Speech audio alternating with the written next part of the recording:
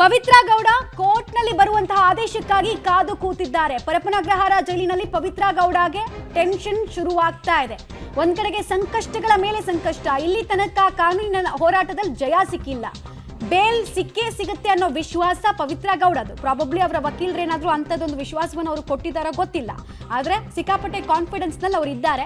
ಅವರ ಪರ ಸಮರ್ಥವಾಗಿ ವಾದವನ್ನ ಮಂಡಿಸಿರಬಹುದು. ಈ ಕಾರಣಕ್ಕೋಸ್ಕರ ನನಗೆ ಬೇಲ್ ಸಿಗುತ್ತೆ ಅಂತ. ಆದ್ರೆ ನಾವಾಗಲೇ ಹೇಳ್ತಾ ಇದ್ದ ಹಾಗೆ ಕಾನೂನು ಪಂಡಿತರು ವ್ಯಾಖ್ಯಾನಿಸೋ ಪ್ರಕಾರ ಚಾರ್ಜ್ ಶೀಟ್ ಸಲ್ಲಿಕೆ ಮಾಡೋಕ್ಕೂ ಮುಂಚೆ ತೀರಾ ಮಿನಿಮಲ್, ಅದು ಕೂಡ ಕೊಲೆ ಪ್ರಕರಣಗಳಲ್ಲೆಲ್ಲ, ಮರ್ಡರ್ ಕೇಸ್ನಲ್ಲೆಲ್ಲ ಬೇಲ್ ಸಿಗೋದು ತೀರಾ minimal chances.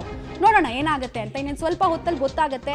Court ಹಾಲ್ಗೆ any moment judge ಕೂಡ ಎಂಟ್ರಿ ಆಗ್ತಾ ಇದ್ದ ಹಾಗೆ ತೀರ್ಪನ್ನ ಕಾಯ್ದಿರಿಸೋದನ್ನ ಓದೋದಕ್ಕೆ ಸ್ಟಾರ್ಟ್ ಮಾಡ್ತಾರೆ. ಕಾಯ್ದಿರಿಸುವಂತಹ ತೀರ್ಪಿನ ಸಾರಾಂಶವನ್ನ ಓದೋದಕ್ಕೆ ಸ್ಟಾರ್ಟ್ ಮಾಡ್ತಾರೆ. ಆಗ ನಮಗೆ ಗೊತ್ತಾಗುತ್ತೆ ಯಾವ ಗ್ರೌಂಡ್ಸ್ ಮೇಲೆ ಒಂದು ವೇಳೆ ಅವ್ರಿಗೆ ಮುನ್ನಡೆ ಆದ್ರೆ ಆಗಿದೆ ಅಂತ, ಒಂದು ವೇಳೆ ಹಿನ್ನಡೆ ಆಗಿದ್ರೆ ಯಾವ ಗ್ರೌಂಡ್ಸ್ ಮೇಲೆ ಆಗಿದೆ ಅನ್ನೋದು ಕೂಡ ನಮಗೆ ಗೊತ್ತಾಗ್ತಾ ಹೋಗುತ್ತೆ. ಸೊ ಅದೇ ಕ್ಯೂರಿಯಾಸಿಟಿ, ಅದೇ ಟೆನ್ಷನ್ ಸದ್ಯಕ್ಕೆ ಪವಿತ್ರ ಗೌಡ ಕೂಡ ಅದೇ ಸಿಚುವೇಶನ್ ಇರೋದು ಗೊತ್ತಾಗ್ತಾ ಇದೆ. ಇಡೀ ಪ್ರಕರಣದ A1 ಆಗಿರುವಂತಹ ಪವಿತ್ರ ಗೌಡಗೆ ಬಹಳ ನಿರ್ಣಾಯಕ ಕೂಡ ಹೌದಿದು. ಯಾಕಂದ್ರೆ ಒಂದು A1 ಆಗಿರುವಂತಹ ಆರೋಪಿಗೆ ಚಾರ್ಜ್ ಶೀಟ್ ನಲ್ಲಿ ಇವರ ಪಾತ್ರದ ಬಗ್ಗೆ ಎಸ್ಟಾಬ್ಲಿಷ್ಮೆಂಟ್ ಹೆಂಗಾಗುತ್ತೆ, ಏನ್ ಕತೆ ಅಂತ ಕಾನೂನು ಹೋರಾಟಕ್ಕೆ ಉಸಿರಾಡೋದಕ್ಕೆ ಬೇಕಾದ್ರೆ ಜಾಗ ಆಚೆ ಬಂದ್ಮೇಲೆ ಅದು ಸಾಧ್ಯ ಆಗೋದು. ಹೀಗಾಗಿ ಬೇಲ್ ಸಿಕ್ಕರೆ ಸಾಕಪ್ಪ ಅಂತ ಹೇಳಿ ದೇವರನ್ನು ಕೂಡ ಬೇಡ್ಕೊಳ್ತಾ ಇದ್ದಾರೆ ಪವಿತ್ರ ಗೌಡ. ಪರಪ್ಪನಗ್ರಹಾರ ಜೈಲಿನಲ್ಲಿ ಪವಿತ್ರ ಗೌಡ ಟೆನ್ಷನ್ ಮುಂದುವರಿತಾ ಇದೆ. ಇನ್ನೊಂದು ಕಡೆಗೆ ಸಂದರ್ಶಕರ ಕೊಠಡಿಗೆ ದರ್ಶನ್ರನ್ನ ಕರೆದುಕೊಂಡು ಹೋಗ್ತಾ ಇರುವಂತಹ ಸಂದರ್ಭದ ದೃಶ್ಯಾವಳಿಗಳು ಕೂಡ ಸಿಕ್ಕಿದೆ.